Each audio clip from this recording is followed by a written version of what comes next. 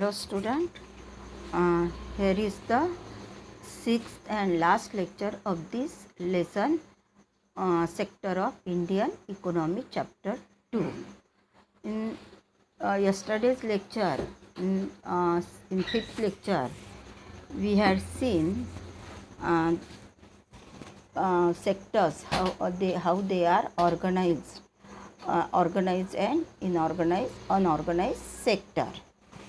And even we have seen how to protect the workers in unorganized sector, because there is security of the organized sector, those who are working in the organized sector, but real problem arise with the unorganized sector, those people working, and most of the quantity, they are large number large number of quantity they are working in unorganized sector, and that is why there is need to provide or give the protection to these workers, those who are in organized unorganized sector. That yesterday we have seen, because there is no specific rules and regulation. Even those are working in this unorganized sector, there is no security, job security or other benefits, provident facilities, medical facilities, paid leaves, they are not provision. So there is also need to protect these workers. Now come to the sector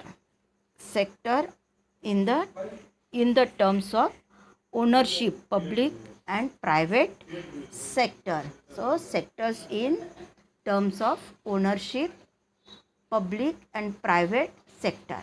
So another way of classifying economic activity into sector could be on the basis of who own asset, is responsible for the delivery of services. In means again there is classification.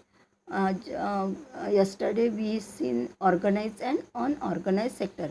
Again another classification of the sectors, that is ownership, which is based on the ownership, that is public sector and private sector.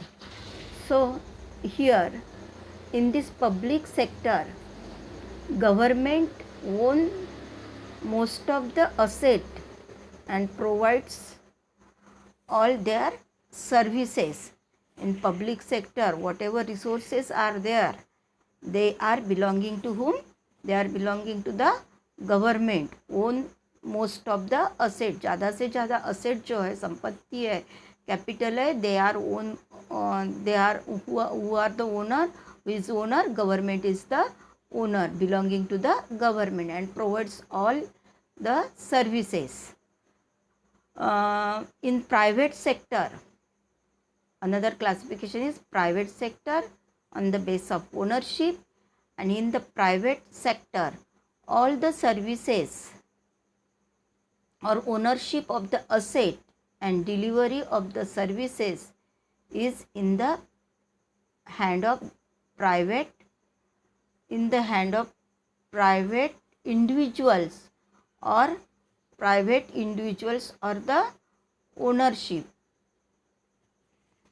So in the private sector, now ownership of the asset or delivery of the services is in the hand of private and individual or the companies. Okay. Railways, for example, railways or post offices. Office is the example of public sector. Railway or post office is example of the public sector. Public sector means government, belonging to the government. Whereas companies like Tata Iron and Steel Company Limited, in short it is called the TISCO, or Reliance Industries, in short it is called the RIL, Reliance Industry Limited, all they are private owned. So here the activity in the private sectors are guided by the motives of profit. Means here what is the motives of the private sector? Motives or goal of the private sector is getting more and more, earning more profit through this activity. To get such a services, we have to pay money to this individual and companies. Purpose of the public sector is not just to earn the profit. Government raise money through the taxes and the way to meet the expenses on the services rendered by it. Means main objective of the private sector for producing industry, for production or giving services, earning money.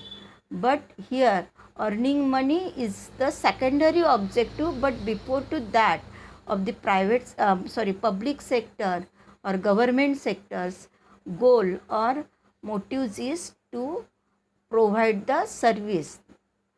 Getting money or profit, that is secondary, and for the expenditure, running expenditure of government, they have the provision, government has the provision, which provision? Collecting taxes. But whatever important services are there in the public sector or place of the government, their motives is to provide the service, not to earn the profit. Generally this question asks what is the difference between private sector and public sector, and give the example. So all these points you will have to mention related to this. Okay, so what are these activities of the modern day government spent on whole range of the activities? So what are these activities? Why do government spend on the activity? Let us find out. Okay, so here there are several things needed by the society as a whole, but which private sector will not provide at the responsible cost. Means society, for survival of society needs several things which are very important for the survival of their life. And if all these services, if it is belonging to the private individual, then common people or people, those who require these services, they will not get in the reasonable cost or surety for getting these services. And that is why here private sector would not be responsible for the providing this services, or otherwise private sector would charge more and it would not be affordable to the people. And that is why some activities or which are very important to the life, they are belonging to the government. For example, water, it is very essential for the people. Without water we can't survive. So supplying water, it is important natural resource, and this this responsibility is with whom? Government, or in or with the public sector. And some of for example arms and ammunition companies, or defense, for the defense purpose, it is very important. If this responsibility, if it is given to the private sector, then there would be no surety for the safety. So it is given in the hand of government. This we have seen what is the difference between public sector, private sector, and why some important services are in the hand of government. What are the reason? Okay, so why some of these need spending large sum of the money? Because in these services which are very essential for the common people, they for this providing these services they have to spend much more money, and it is possible for government to invest lot of money for running this for providing these services. So here we have seen page number 33 and come to the last page, that is 34. Here also collecting money from thousands of people who are this facility is not easy, is what we have seen here. So which is beyond the capacity of private sector, means some of the important services we are dependent on the government only, not to the private industries or private sector. Private sector also collecting money from the thousands of people who use these facilities is not easy. Collecting money from the thousands of people, it is not a simple task. So it is not easy, and even if they do provide these things, they would charge the high rate for their use. And if we give the responsibility for providing these essential services to whom? To the private sector. So if they provide these services, but what would happen? They would charge a lot of money or higher rate of money, and it would not affordable to the common or poor people. And that is why some essential services there is needs to provide or have to keep for the government. So examples, for example, here construction of the road, bridges, railways, harbors, generating even electricity, and providing the irrigation through the dams, etc. All these are very important for the common people in reasonable cost. So all these things, they are raised or responsibility of these things, that is bridges, construction of bridges, railway, harbors, generating electricity, providing irrigation or constructing dam. All this responsibility is with whom? Public sector or of the government. And then there is surety for getting these services in reasonable cost for the common people, and that becomes the affordable. If it is given to private sector, it would not affordable to the common people, because their services would be very costly, because their motive is what? To earn the more profit. But government or public sector's motive is to provide the service, not earn the profit. Okay, so this thing is clear, that is private sector, and what is difference between private sector and government or public sector, and which activity given to the or services given to the public sector, and why. That these things we have seen. So there are some activities which the government has to support.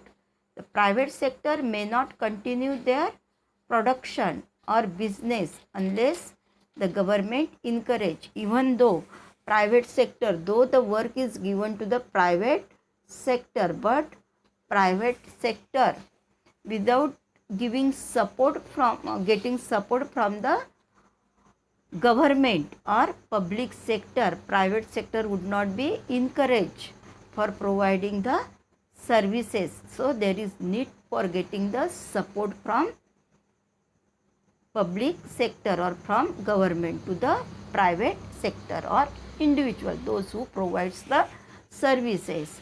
The private sector may not continue their production or business unless government encourage. Government ने encourage यदि promote नहीं करते हैं, तो it would not possible for whom?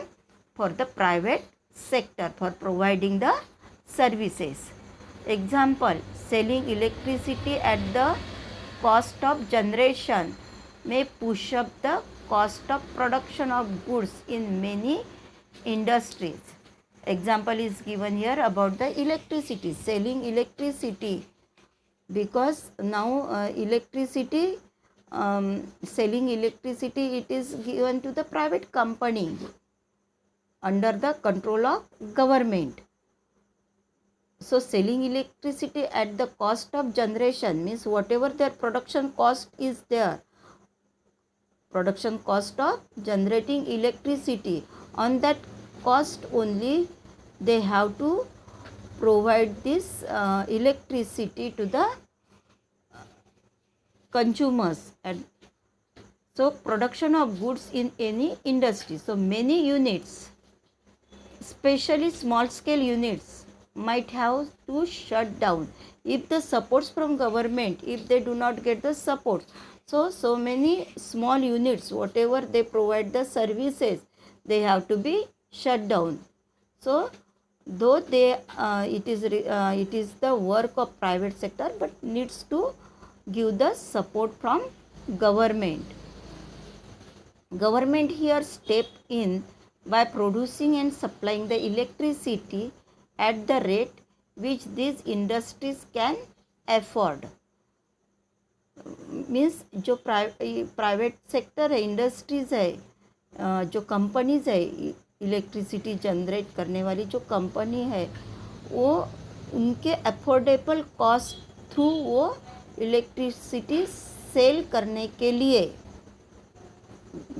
और as per their production cost they have to sell with the support of government. It is expected because electricity is important for all the industries, in domestic use also and in industries also, for running different machineries. So it should be sold for the affordable cost, and it can be possible with the help of government. So government has to bear the part of cost. तो यहाँ कुछ cost यदि means it is there is necessity for bearing some cost of the bearing cost of selling this electricity to whom? For the government, because these companies also they have to be affordable for generating electricity and selling this electricity as per decided price of the government. They have and for this purpose government have to give them support. Similarly, government in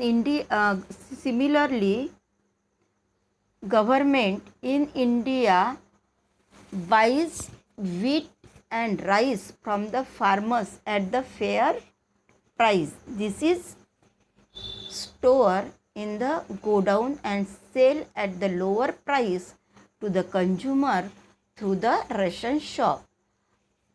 Means in last year already we have studied this.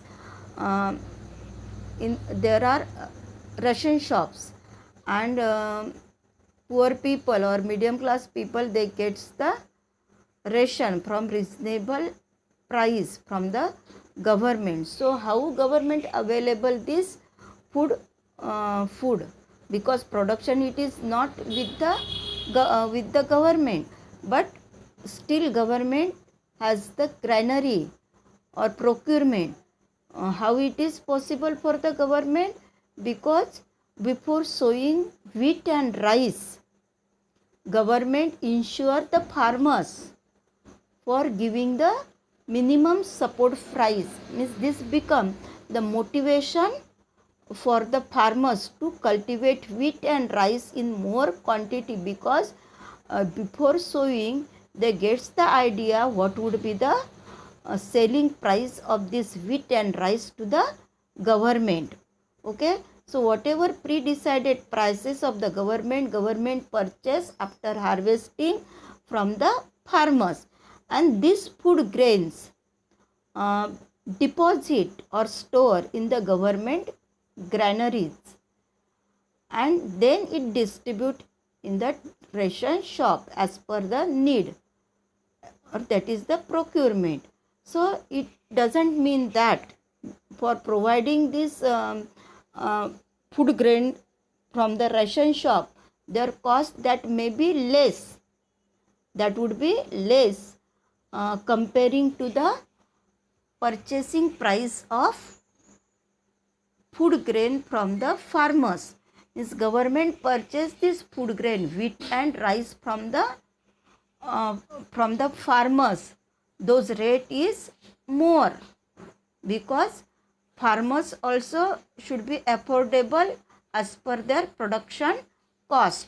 They want price of wheat and rice more than their more than their production cost. Then and then it would be affordable to the farmers. But government do not increase the price more than the minimum support price or as per purchase by the farmers.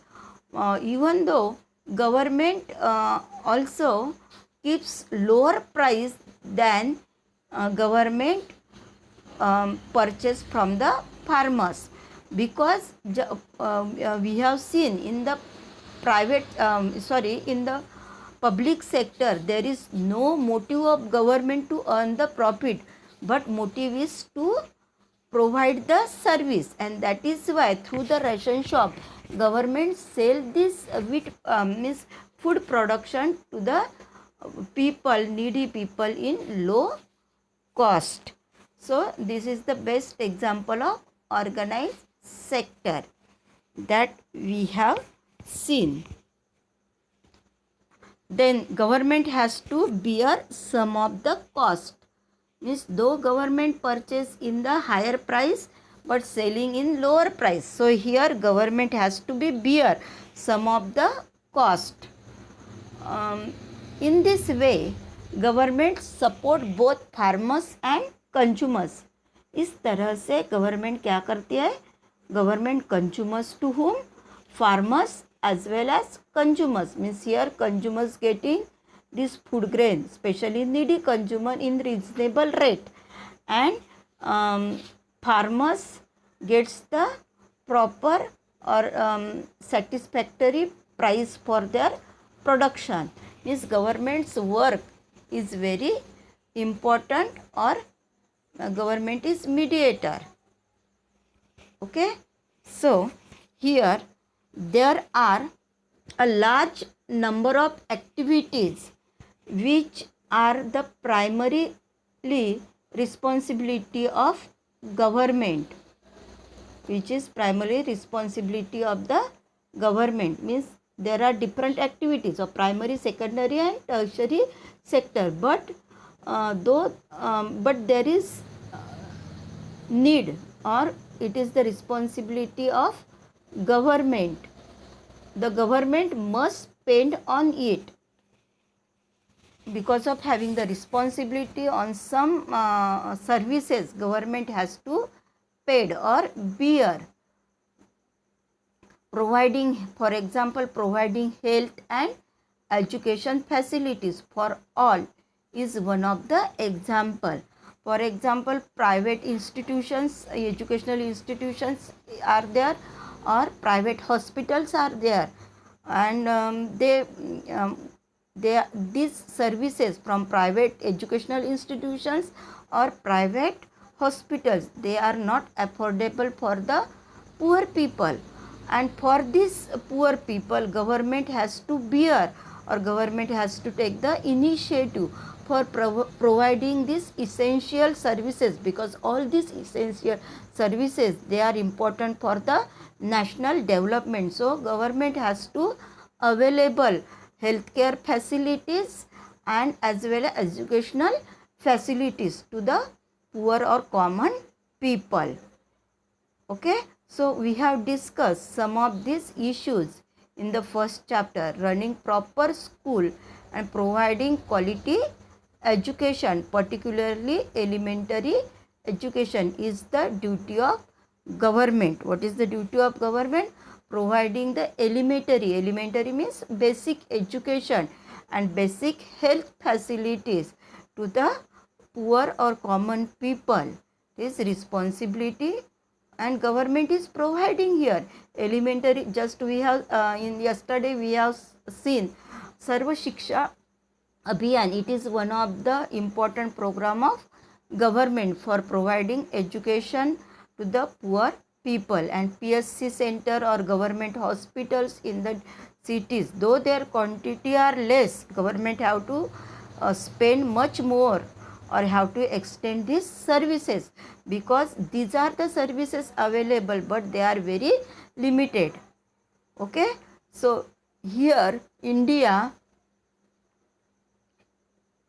see here, running proper schools and providing quality education, particularly elementary schools education, is the duty of government. It is responsibility, it is duty. India's size of the illiterate population is one of the largest in the world, though literacy rate have been increased now, but still if we consider to if we compare with the different countries, so illiterate population is also largest. A size of illiterate population is largest in the world. Means there is need to increase the literacy in India. So similarly we know that nearly half of the India's children are malnourished and quarter of them are critically ill. So this is through the survey we have observed that half of the India children, means total जो children है उसमें से 50% or half of the children, they are malnourished. What is meant by malnourished? They are not getting the proper nutritious food, that is called the malnourished or undernourished. And quarter of them means 1/4 of them, they are critically ill or they have serious health issues. We have read about the infant mortality rate. What is infant mortality rate?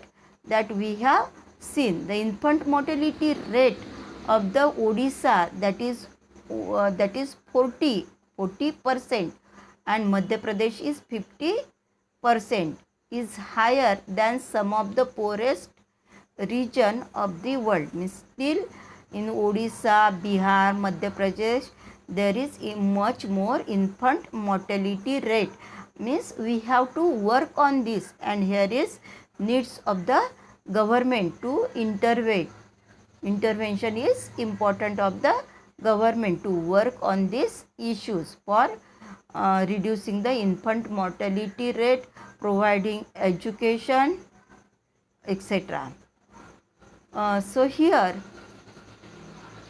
government also needs to pay the attention to aspects of availability of the safe drinking water. It is responsibility of government, because water has much significance in the human life, and government have to give the surety, or they have to be vigilant for what?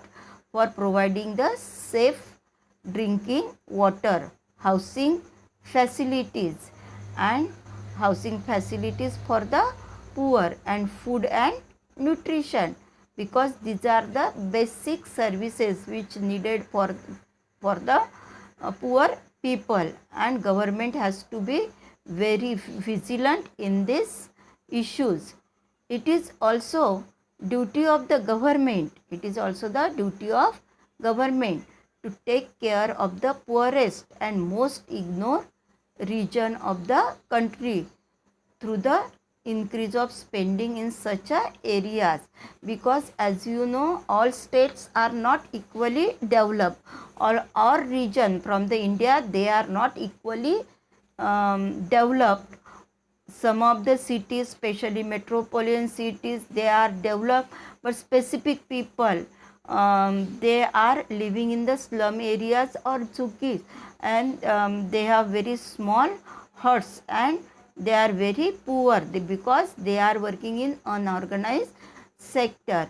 Even though some of the remote areas people, they are very poor, malnutrition problem they are with them. For example, in Maharashtra, in our Vidarbha, Dharni, small children, they are malnutrition, they have the problem of malnutrition, they are not getting the proper food for their growth, and that is why their infant mortality rate is much more. So means all states, they are not equally developed. Some states are equally developed, some states are not developed. So in such a areas, government has to pay the attention for providing the facilities, and after all it would be the development of nation. Okay, so this is end, and come to the summing of this chapter in short. Here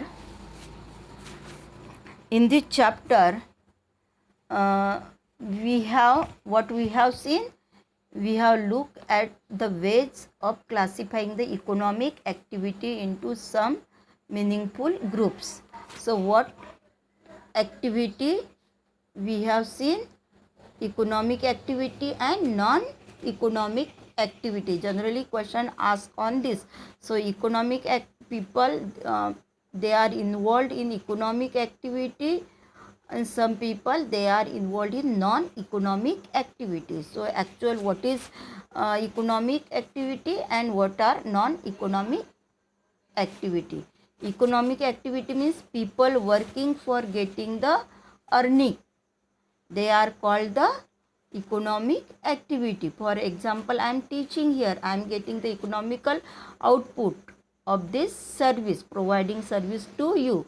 So this is called the economic service, economic activity.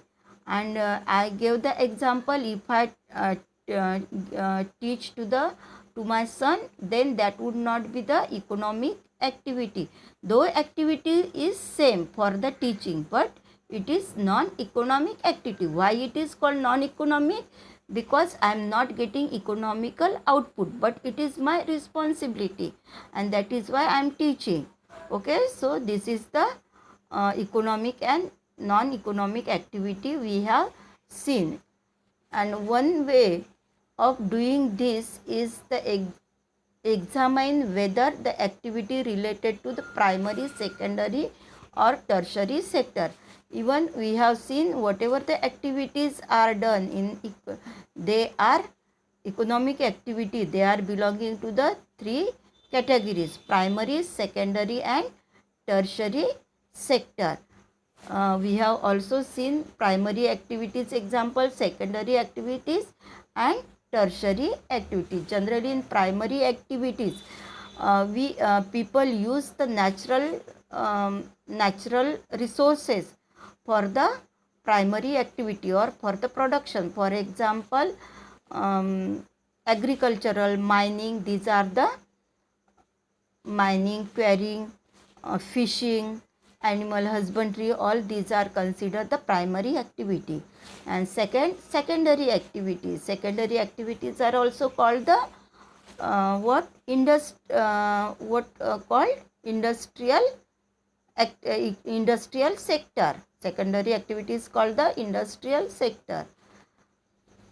Because why it is called the industrial sector, or what are the activities done in this secondary sector? By using the raw material from primary sector, processing activity or manufacturing activity, it is done in the secondary sector. For example, cotton is the product of primary sector, and it can be used, it is used in the secondary sector for making or manufacturing textile. And what is raw material used here? That is cotton, and cotton, it is from the activity of primary sector, or it is from the agriculture. Okay, so this is secondary. And tertiary activity means we have seen primary and tertiary sector, or it is also called the service sector. This support what? This support the primary and secondary sector. No doubt there is no production of the goods. There is no production of the goods in this tertiary sector, but still it has significance. Or nowadays this tertiary sector growth is taken very speedily, or in fact already we have seen in GDP, gross domestic products, contribution is much more of this tertiary sector. People now they move from the primary sector to the tertiary sector. They are involving as a shopkeeper, a trader, middle persons, and different examples are there of the primary sector. Which are these?